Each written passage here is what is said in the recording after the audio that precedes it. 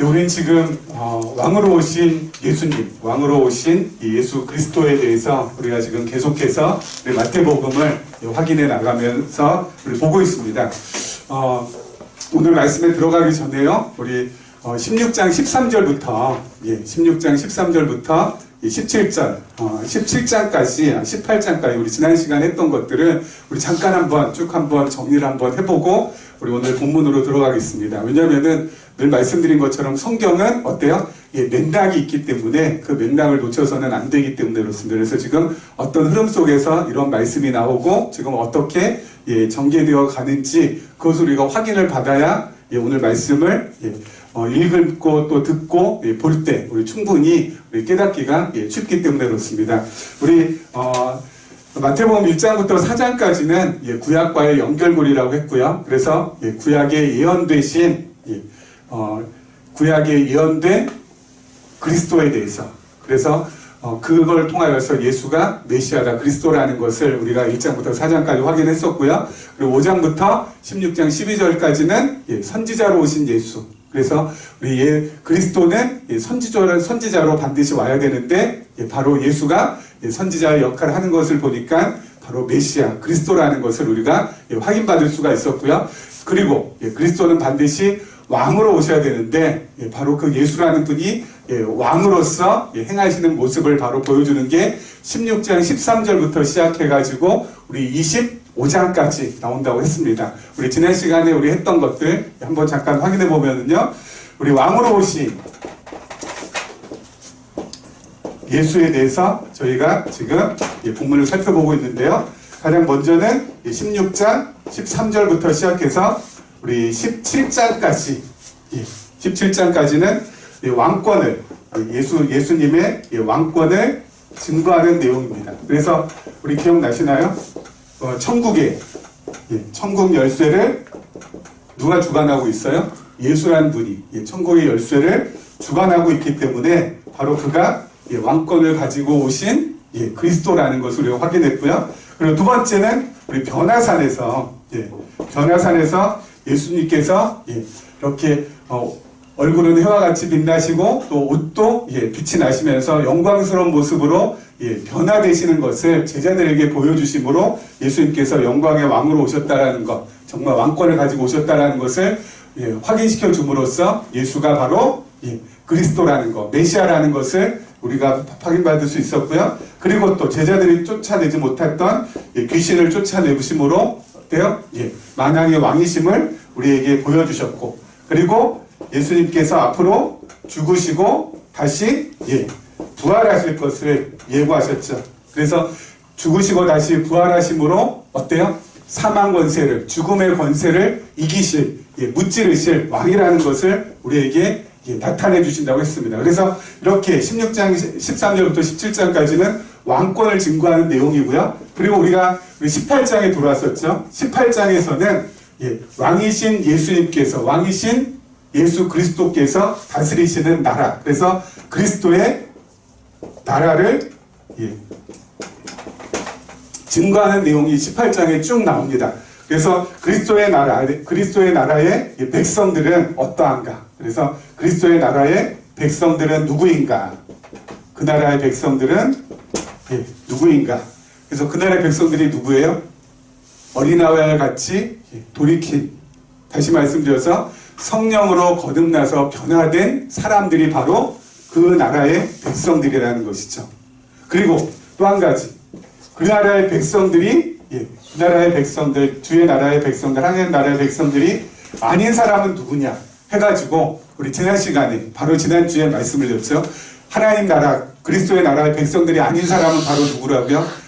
그 당시에는 예수님의 제자들을 실족해 하는 사람, 바로 누구였어요? 예수님의 제자 중에 한 명인 가룟 유다였죠. 그래서 그 나라의 백성이 아닌 사람은 가룟 유다. 그래서 그 가룟 유다, 그 사람은 빼버리고 내어치라는 말씀이 예고되어 있는 것이 바로 우리 지난 시간. 그러면은 지금은 그러면 그 나라의 백성들이 아닌 사람 누구죠? 오늘 잠시 있다가 우리가 본문을 살펴볼 때 확인하게 될 것입니다. 그리고 또 한 가지, 그 나라의 백성들의 삶은 하나님 나라 그리스도의 나라의 백성들의 삶은 어떤 삶이라고요?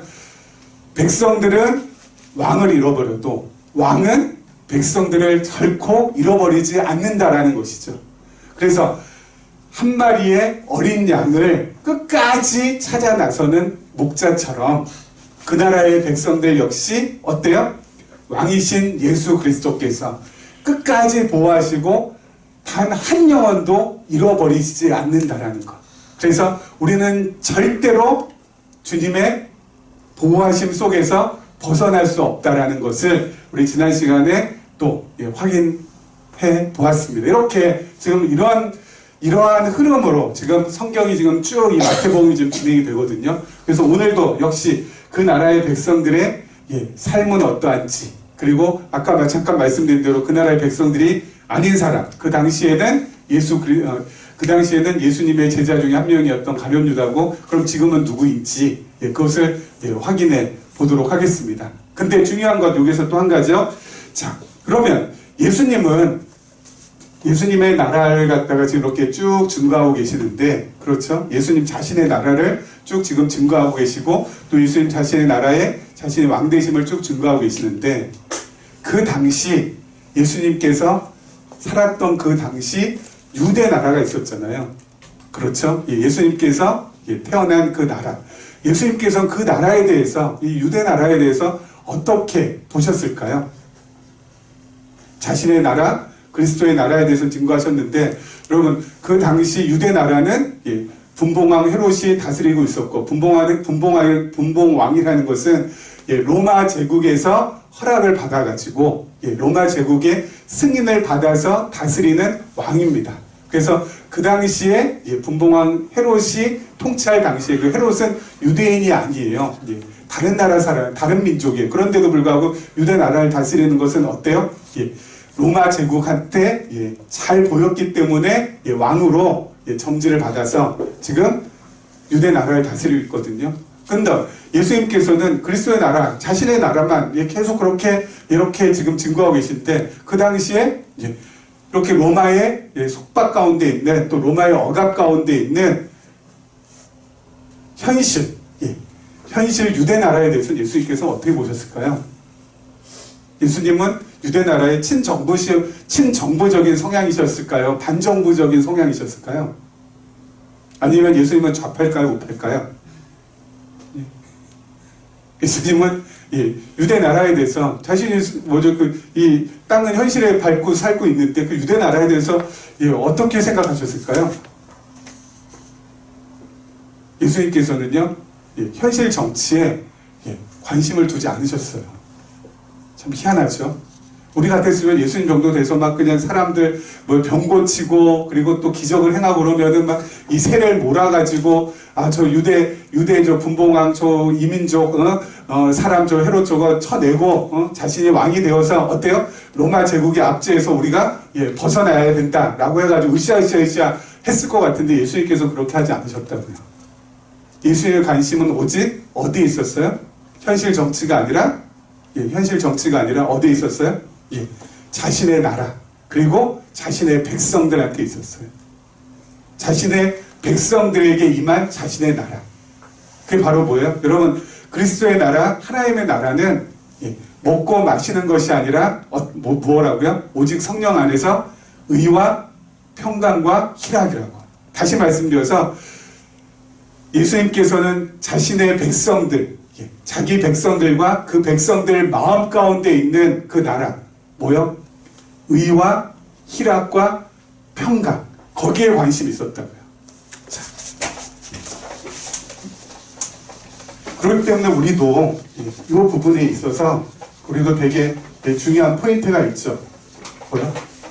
예수님께서 관심을 가졌던 자기의 백성, 바로 우리 자신과 그리고 우리에게 임한 하나님의 나라가 바로 뭐라고요? 의로움과, 그렇죠? 의와, 그리고 평강과 그리고 희락이라고 있죠. 예수님께서는 그 백성들 마음에 임한 하나님의 의로움이 어떤지, 그리고 그 마음에 정말 평강이 있는지, 그리고 그 마음 가운데 희락, 기쁨이 있는지, 그래서 정말 자기 백성들이 이것을 누리고 있는지가 예수님의 관심이었다고요. 그럼 우리도 무엇이 관심이어야 돼요? 우리 안에 임한 그리스도의 나라, 하나님의 나라, 주의 나라. 그래서 내 마음 가운데 진정 하나님께서 베풀어 주신 그 의로움이 있는지, 그리고 내 안에 진정 평강이 있는지, 진정 내 안에 희락이 있는지, 이것에 우리의 관심이 있어야 되는 거잖아요. 그리고 또 이것을 누리면서 살아가는 것이 그리스도의 나라의 백성으로 온당하게 살아가는 것이잖아요. 한 가지 안타까운 것은, 여러분 지금 물론 이 나라의 정치 현실이 참 복잡하다하지만은 그럼에도 불구하고 거기에 우리가 너무 모든 관심을 쏟는 것은 저는 그건 아니라고 생각이 되거든요. 여러분 정말 죄송한 말씀이지만 지금 문재인 대통령이 탄핵받아서 물러가고 지금 제1야당의 대표인 그 황교안 대표가 대통령이 됐다. 그럼 막 나라가 또 막 좋아질까요?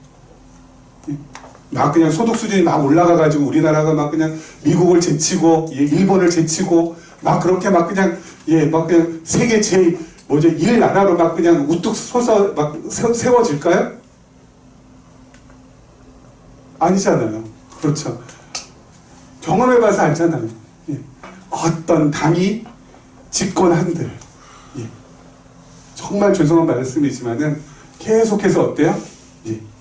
이 나라가 뭐 엄청나게 좋아지거나 변화되거나 막 국민들이 막 그냥 안연해하거나 뭐 좋아 죽겠다거나 그런 적 한 번도 없잖아요. 바꿔봤자 그나물에 그 밥일 거예요. 거기에 너무 정신 이렇게 팔지 마시고요. 거기에 또 너무 또 스트레스 받지 마시고요. 막 국회에서 지금 뭐 난장판이 벌어졌다고 해서 막 스트레스 받고 그러는 그분들은 그냥 그러라고 있나 보다라고 생각하고 그것 때문에 내 안에 있는 평강과 희락이 거기에 빼앗겨 버린다면 이건 진짜 아니오시다죠. 여러분 내 안에 있는 의로움은 뭐야? 내가 정말 불의한 존재구나. 그렇기 때문에 하나님의 의가 필요합니다. 하나님의 의로움이 정말 필요합니다. 하나님의 의로움 없이는 저는 불의한 타락한 존재일 수밖에 없습니다라는 고백이 절절절 나올 때 하나님의 의로움이 내 안에 임하는 거고, 바로 그로 인하여서 내 안에 평안이 깃들어지는 것이고, 그 결과로 어때요? 기쁨을 누리면서 살아갈 수 있는 것이잖아요. 그렇죠? 그렇기 때문에 여기에 우리도 온통 관심이 있어야죠. 그러기 위해서는 이렇게 하나님의 의로움, 그리고 하나님께서 주신 평안, 그리고 하나님 주신 희락을 이렇게 누리기 위해서 이 또 기초가 되는 게 있죠. 뭐야? 우리의 인생의 목적, 우리의 삶의 의미, 바로 하나님을 배우는 것, 신학하는 것. 하나님 배울 때, 하나님 말씀을 통하여 하나님을 배울 때, 깨달을 때 어때요? 하나님의 의를 우리가 더 선명하게, 그리고 더 분명하게 확인받고 살아갈 수 있고요. 또 내 안에 평안도 유지할 수 있고요. 또 내 안에 기쁨도 사라지지 않게 만들 수 있다고요. 어떤 정권이 들어와서 뭐 뒤죽박죽이 된다 한들 우리 안에서 이것만큼은 우리는 그리스도의 나라의 백성이니까, 이게 우리의 참 본질이니까, 이게 우리의 진짜 알맹이니까 이걸 우리가 누리면서 살아갈 수 있어야 되는 거죠. 그럼 하나님을 배운다고 했을 때 그게 세 가지로 제가 해봤어요. 하나님을 배우는 것을 첫째, 우리 스스로가 마스터링을 잘 해야 되겠죠. 꼼꼼하게. 그리고 나서는 어떻게 해요? 남들과 함께 나누어야 되겠죠. 그리고 나서는요, 핸딩 다운이라고 하죠. 우리의 후대한테 이것을 물려줘야 되죠. 이게 바로 하나님의 말씀을, 하나님을 배워가는 사람의 삶의 모습이에요. 잘 배우는 거. 그래서 나 자신을 갖다가 아주 견고한 알맹이로 만들고, 그리고 남들과 함께 나누고, 그리고 우리의 후대한테 물려주고, 내가 배웠던 하나님. 그렇게 살아가게 되면은 우리 안에 뭐가 임해요? 의와 평강과 희락이 임하고, 이게 바로 뭐가 임한 거예요? 그리스도의 나라가 임한 사람이고, 하나님의 나라가 내 안에 거하는 사람의 삶의 모습으로 나가는 거라는 것이죠. 그래서 우리는 우리의 본질, 자꾸 이렇게 우리가 뭐죠? 이 눈에 보이는 것, 또 우리가 여기가 전부인 줄 알지만 우리는 사실은 어때요? 우리의 본향은 이곳이 아니라 하나님의 나라고, 그리고 그 하나님의 나라를 이 땅에서도 맛보면서 살아가는 정말 특별하고 소중하고 귀한 존재잖아요. 그렇기 때문에 이것을 맛보면서 살아가면은 바로 우리가 하나님의 나라의 백성으로서 정말 근사하고 멋지게 살아갈 수 있는 것이니까 예수님께서도요, 막 유대 나라가 막 로마의 속국이 되든지, 뭐, 그래서 막 그냥 이거 해방을 해야 된다, 뭐, 우리가 정치활동을 해가지고, 이 나라를 붕괴시키고 새 나라를 건설하자, 이런 말씀 한마디로 하신 적이 없거든요. 오직 예수님의 관심은 자신을 통하여서 이루어질 나라, 그리고 그 나라의 백성, 자기 백성에게만 관심이 있었던 것처럼, 우리도 주님처럼, 우리도 주님께서 관심을 기울였던 것처럼, 주의 나라와 그리고 주의 백성인 나 자신의 삶에 좀 더 관심을 기울이고 그렇게 살아가면은 되지 않을까라는 생각이 듭니다. 자, 계속해서 우리 한번 보죠. 교회 15절입니다. 내 형제가 죄를 범하거든 가서 너와 그 사람과만 상대하여 권고하라. 만일 들으면 내가 내 형제를 얻은 것이요 만일 듣지 않거든 한두 사람을 데리고 가서 두세 증인의 입으로 말마다 확증하게 하라. 만일 그들의 말도 듣지 않거든 교회의 말하고 교회의 말도 듣지 않거든 이방인과 세리와 같이 여기라. 진실로 너희에게 이르노니 무엇이든지 너희가 땅에서 매면 하늘에서도 매일 것이요 무엇이든지 땅에서 펴면 하늘에서도 풀리리라. 아멘. 여기까지요. 교회 안에서 형제가 죄를 범했습니다. 그럴 때 가장 먼저는 그것을 알게 된 사람이 1대1로 원투원으로 가가지고 어떻게 해요? 상달하는 것입니다. 다시 말씀드려서요, 다른 사람들한테 알리지 말라는 거죠. 다른 사람한테 일단 알리지 말고, 그 죄를 범한 그 형제한테, 가서, 1대1로 가서 만나서 무엇하는 거죠? 죄 지은 것에 대해서, 돌이키기를, 또 회개하기를, 또 책임질 것이 있으면 책임질 수 있도록 만드는 것이죠. 여러분, 여기에서 중요한 건 동기가 중요합니다. 여러분, 이렇게 다른 사람한테 알리지 않고 혼자 가서 제일 가장 먼저 그렇게 그 형제에 대해서 형제한테 1대1로 이렇게 만난다는 것은 바로 그 동기가 어디에서 출발하는 거예요? 사랑으로부터 출발하는 거잖아요. 그쵸? 왜요? 남들한테 이게 만약에 혹시라도 알려지면은 그 사람이 너무 무참해지고 그리고 그 사람이 견디기 힘들까봐 가장 먼저는 그 범죄를 안 사람이 먼저 가가지고 1대1로 만나서 얘기하라는 거죠. 그래서 네가 지금 이러이러한 지금 실수를 했는데, 네가 이러한 죄를 지금 범했는데, 이거 잘못된 거 아닌가. 정말 하나님 앞에서 이 죄를 뉘우치고 정말 회개하고 그리고 혹시 책임질 일이 있으면 네가 책임을 지면서 응당. 그렇게 해 나가야 되지 않겠는가 하면서 어떻게 해요? 그 형제를 만나라는 거죠. 그런데도 불구하고 듣지 아니하면 어떻게 해요? 그때는 또 두세 사람 같이, 한두 사람 또 같이 그 사람한테만 얘기하고 또 다른 사람 절대 얘기하면 안 되고 그래서 가가지고 또 그 형제한테 가서 또 뭐예요? 그때 또 똑같이 또 한 번 더 권고하는 거죠. 사랑의 권면, 사랑의 권고를 하는 거죠. 아마 요 정도 되면은 정말 그리스도의 나라의 백성이라면 하나님의 나라의 자녀라면은 어떡할까요? 그 죄를 범한 그 형제도 자신의 마음을 돌이켜서 하나님 앞에 회개하고 혹시 사람한테 죄를 범한 것이 있다면 그 사람한테 가서 용서를 구하고 혹시 또 그 사람한테 변상하거나 배상하거나 보상할 것이 있다면은 그렇게 하겠죠. 근데 만약에 또 그렇게도 안 했다. 그럼 이제 마지막으로 어떡하라고요? 교회에 알리고 교회에서 이제 그 사람한테 가서 권하는 거죠. 너 이렇게 됐는데 이거 아니지 않느냐. 그래서 교회 차원에서 권면을 했어요. 그래서 돌아오면은 그건 정말 감사한 거죠. 그렇죠? 이른 양 한 마리가 돌아왔을 때 우리 목자이신 예수님께서 정말 기뻐하시듯이 교회가 어때요? 참 용납하고 또 용서하면서 이렇게 또 받을 수가 있는 것인데 돌이키지 않으면 어떡하라고요? 여기 오늘 말씀해 보니까요. 이방인과 세리와 같이 여기라고 했는데 이건 바로 뭘까요? 이방인과 세리와 같이 여기라는 것은 이제 그 사람과는 교제하지 말고 교회에서 내보내라는 겁니다. 왜요?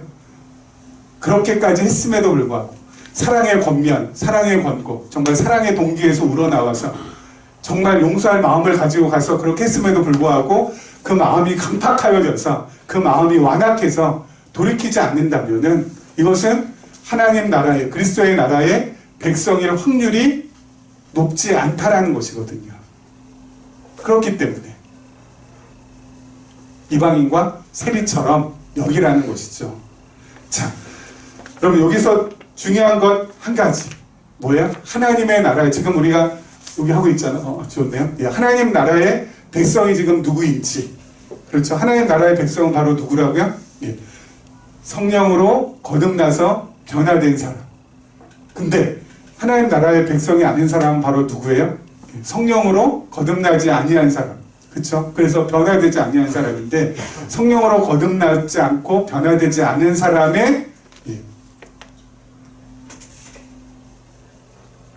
조건이라고 해야 되나요? 아니면은 증거라고 해야 되나요? 바로 거기에 해당되는 사람이 오늘 이 본문에 나온 그와 같은 사람.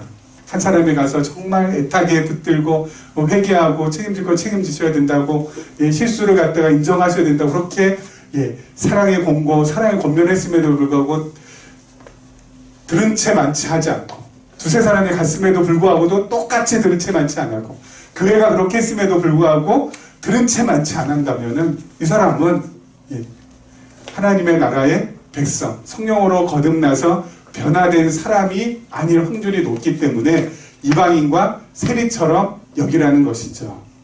자, 그 다음 말씀 한번 계속 보죠. 진실로 너희에게 이르노니 무엇이든 너희가 땅에서 매면 하늘에서 매일 것이요 무엇이든 땅에서 풀면 하늘에서 풀려. 이건 뭡니까? 그렇게 해서 교회가 그 사람을 용납하면은 하늘에서도 용납하는 것이고, 그 사람을 어때요? 이방인과 세리처럼 여기면 하늘에서도 이방인과 세리처럼 여긴다는 것이죠.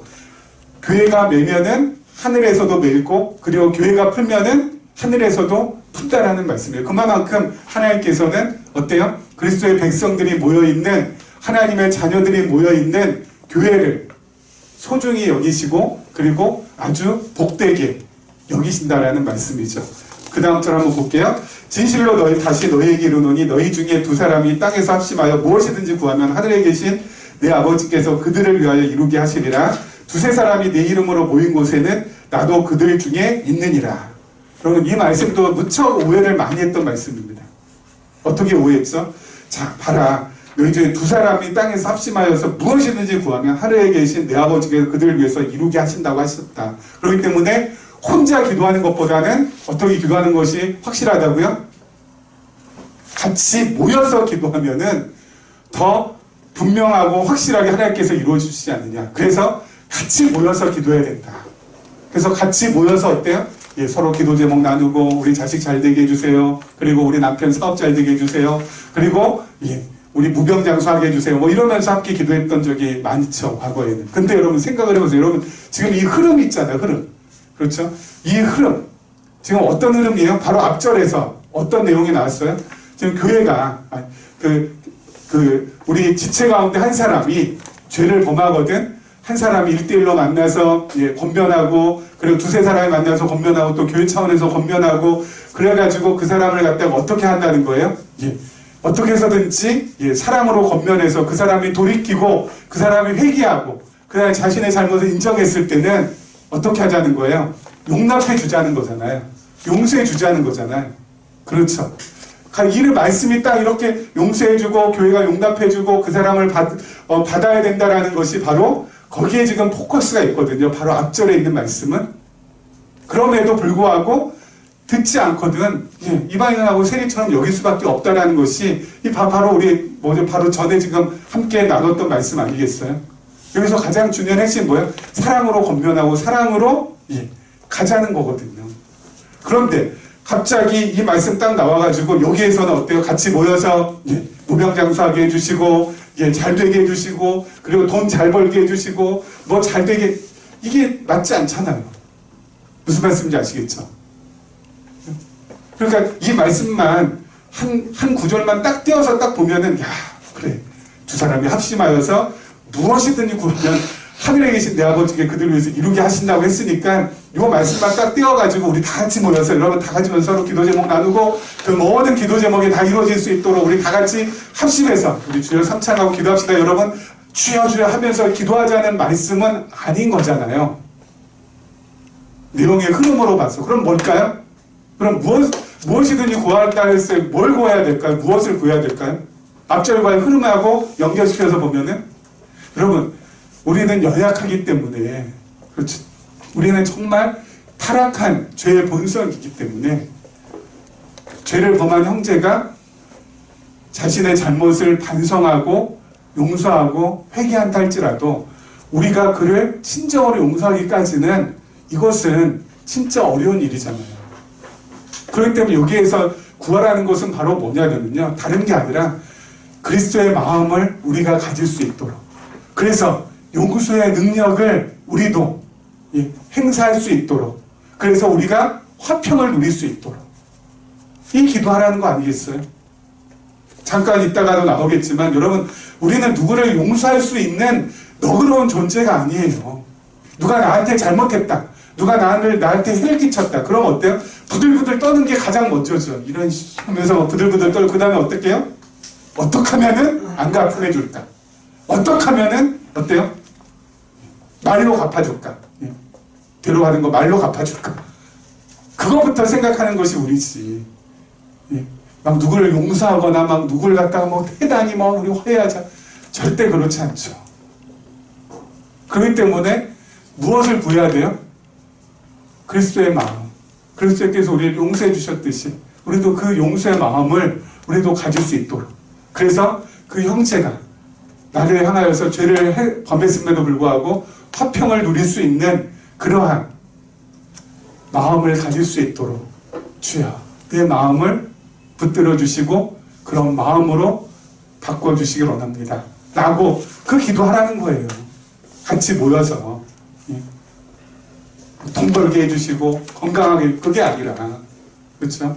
같이 모여서 할 건 바로 그거죠. 앞에 맥락을 따라서 우리가 이 말씀을 보다 보면, 그러면은 두세 사람이 이름으로 모인 곳에 나도 그들 중에 있느니라 뭐예요? 반드시 하나님께서, 우리 주님께서 어때요? 우리의 마음을 움직여 주셔서 용서할 수 있는 마음을 주신다는 거죠.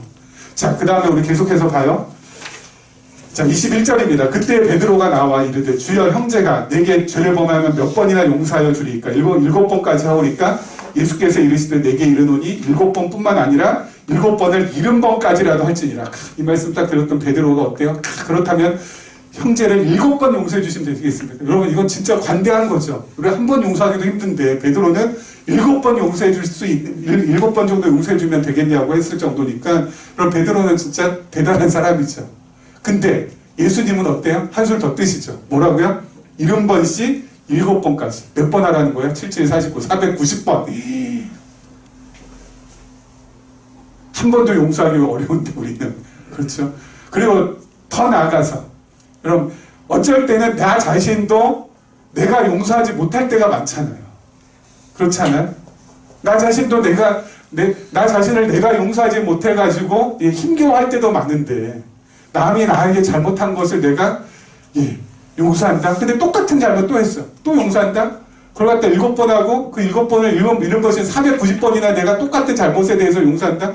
이거는 우리는 도저히 할 수 없는 것이죠.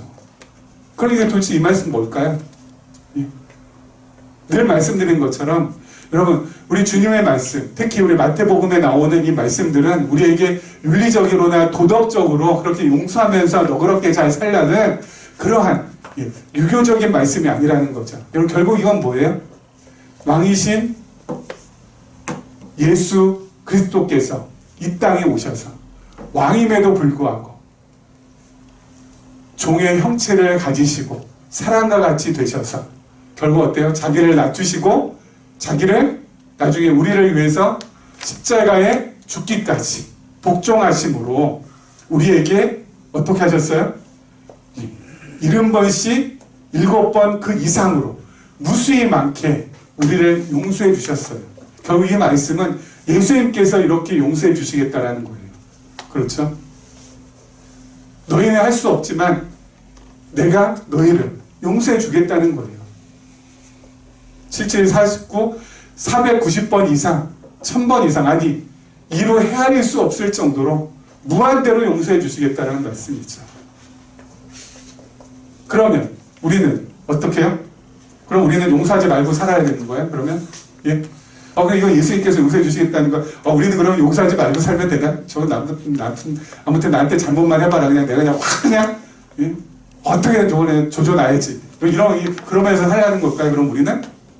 그것도 아니죠. 우리는 뭐예요? 그 예수 그리스도의 은혜와 그 사랑을 깨달으면은 어떻게 되는 거예요? 예, 내 마음 가운데 감사가 나오게 되고, 그 감사를 할 줄 아는 사람은 남을 향하여서 용서의 마음도 가질 수 있는 거죠. 그렇죠? 예수 그리스도께서 나를 위하여서 정말 무진 고통과 그리고 피나는 그러한 순환을 받으셨음에도 불구하고 나를 끝까지 부여잡아 주시고 용서해 주신다라는 것. 여러분, 그것을 우리가 깨달으면, 그 예수 그리스도의 사랑과 은혜를 깨달으면은 어때요? 감사가 나오지 않을 수가 없죠. 그리고 그렇게 감사하고, 그렇게 주님 나를 사랑해 주시고 용서해 주시고 용납해 주시고 감사합니다. 나를 버리지 아니하시고 끝까지 부여잡고 가주심을 감사합니다. 그렇게 고백하면서 감사가 나오는 사람은 그 마음 가운데 어때요? 남이 나에게 상처를 주고, 남이 나에게 죄를 범하고, 남이 나에게 힘들게 해서 그야말로 정말 극단의 피해자가 되었을지라도 그 감사의 마음, 그리스도를 향한 그 마음이 있는 사람은 그 모든 것들이 다 눈 녹듯이 그냥 녹아져 버리게 되니까 어떻게 되는 거예요? 용서가 되는 거라고요. 그러니까 우리에게 있어서 제일 중요한 게 뭐예요? 그리스도의 사랑과 은혜를 얼마만큼 깨닫고 사느냐가 중요한 거죠. 그렇게 깨닫고 살 수 있도록, 물론 우리 성령 하나님께서 우리를 그렇게 이끌어 가시는 건 분명하고요. 그렇게 깨닫게 되면은 어때요? 마음도 여로워지고 마음도 너그러워지고, 그래서 용서가 나오게 되는 거예요. 그것도 우리가 노력하고 우리가 어떻게 해서는 용서해야지라고 그냥 마음 먹고 결단해서 되는 게 아니라, 그것도 어때요? 위로부터 주어지는 은혜로 인하여서 자연스럽게 나오는 거라고요. 그래서 우리도 어때요? 예, 용서하게 되는 거라고요. 용서하라고 해서 용서하는 것이 아니라 어때요? 용서를 깨닫게 되어서, 그리스도의 용서를 깨닫게 되니까 용서하게 되는 거라고요. 다르죠? 전자하고 후자하고 완전히 다르죠? 전자는 푸시에 의해서 억지로 하는 거고, 후자는 어때요? 은혜를 깨달아서 정말 자원해서 기쁨으로 하는 거고, 가장 크게 다르죠. 자, 그래서 그리스도의 그러면은 그 큰 은혜를 어떻게 하면 깨달을 수 있을까요? 그 다음 절에 비유의 말씀이 나옵니다. 자, 그러면 여기 보면 이 비유의 말씀을 보면요, 1만 달란트를 빚진 자가 어때요? 그 주인한테 가서 불쌍히 여겨달라고 해서 그 주인 정말 불쌍히 여겨서 이 사람을 어떻게 해요? 탕감해 줍니다. 1만 달란트를 전부 다 탕감해 줘요. 근데 탕감 받고 가다가 자기한테 빚진 자, 100데나리온 빚진 자에게 100데나리온 빚진 자에게 죄송합니다. 100데나리온 빚진 자를, 이 사람이 어때요? 1만 달란트 탕감 받은 자가 아주 모질게 여기죠. 목 붙잡고 막 그냥 끌고 다니면서 옥에 가두게 하고 막 그러죠. 여러분, 우리가 이렇게 보면은 좀 실감이 안 나죠? 1만 달란트, 100데나리온, 뭐 그런가 보다 하는데, 이걸 갖다가 좀 현실적인 감각에 맞추어서 제가 좀 현실적으로 계산해 봤거든요. 여러분, 1데나리온이 얼마냐면요, 1데나리온은요, 노동자 하루의 폼살이래요. 그럼 1데나리온, 지금 현재 2019년 대한민국 시세로 한번 따져볼게요. 최저임금이 얼마인지 아세요? 1시간당? 8,350원입니다. 처음 하셨죠? 8,350원.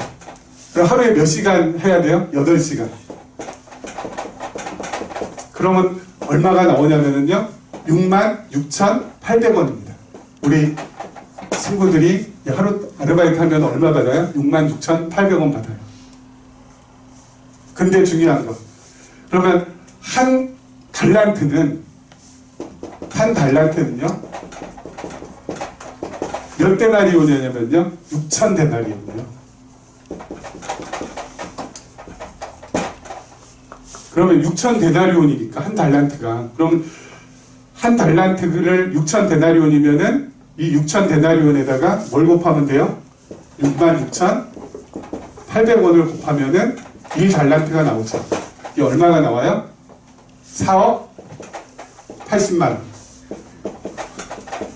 그럼 이런 1달란트가 얼마예요? 4억 80만 원. 자, 그러면 지금 1만 달란트라고 했죠. 1만 달란트는 4억 80만 원 곱하기 몇을 하면 돼요? 만을 하면 돼요. 그럼 얼마 나올까요? 제가 그대로 써볼게요.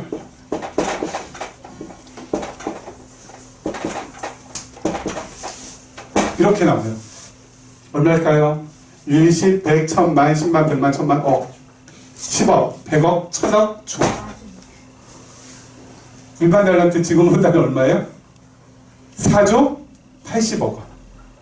어마어마하죠. 1만 달란트를 빚진 자가 1만 달란트를 탕감받았다는 건 지금으로 하면 4조 80억을 탕감받은 거예요.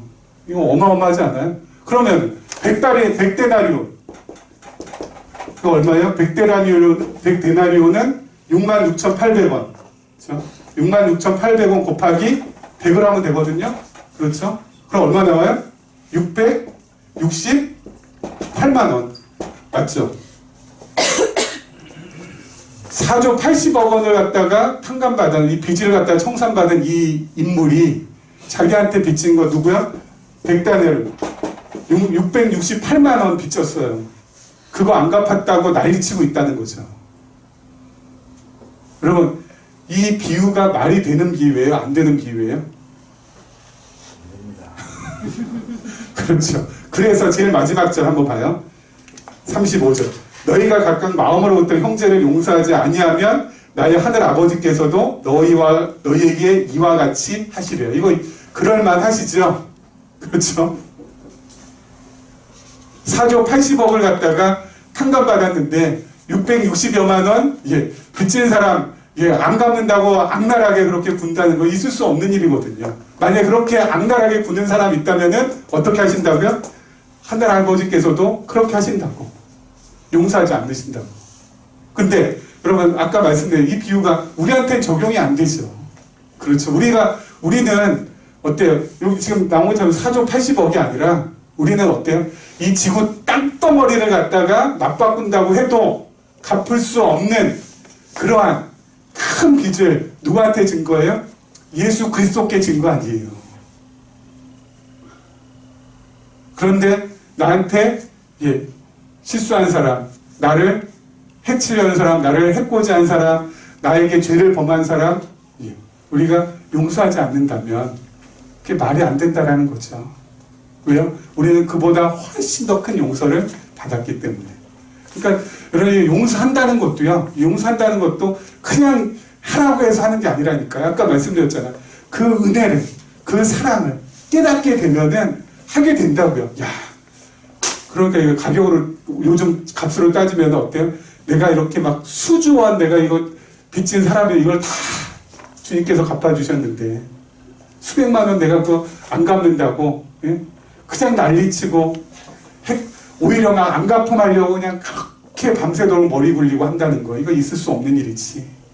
그래, 주님께서 나를 용서하셨으니 그 은혜가 내 안에 넘치니 그 사랑이 내 안에 흘러내리니 나도 어떻게 해요? 용서하게 되는구나. 그렇게 하고 가시면 되는 거예요. 그것이 바로 어떤 나라의 삶이라고요? 그리스도의 나라의 백성들의 삶이라고요. 그렇죠? 그리스도의 나라의 백성들의 삶은 이런 삶이라고요. 그리스도가 통치하는 왕이신 예수가 다스리는 나라의 백성들의 삶은 이런 삶이라는 것을 오늘 말씀을 통하여서 확인해 주시면서 다시 한번 뭐예요? 왕으로 예수께서 오셨다라는 것을 우리에게 확증해 주심으로 우리가 예수께서 왕으로 오셨다라는 것에 대해서 감사하고 기뻐하고 아까 말씀드린 대로 우리 안에 의와 평강과 희락이 넘쳐날 수 있도록 만들어 주셔서 그리스도의 나라에 거하는 것이 이것이 얼마나 귀하고 감사하고 좋은 것인가를 우리에게 깨닫게 해주시는 말씀이죠. 이런 은혜가 또 이 말씀이 우리 안에 우리 삶에 그대로 녹아들어서 우리도 좀 어때요? 이렇게 시간이 흐를수록 점점 시야가 좁아지고 마음이 좁아져서 막 편협해지고 막 그냥 요즘 아이들 뭐라 막 꼰대처럼 막 그냥 그렇게 변해가는 것이 아니라 정말 그리스도를 닮아가는, 그래서 정말 멋진 그리스도의 나라의 백성으로서 여유 있게 그리고 너그럽게 그리고 관대하게 살아갈 수 있는 그러한 사람으로 하나님께서 만들어 주시기를 간절히 기도하겠습니다.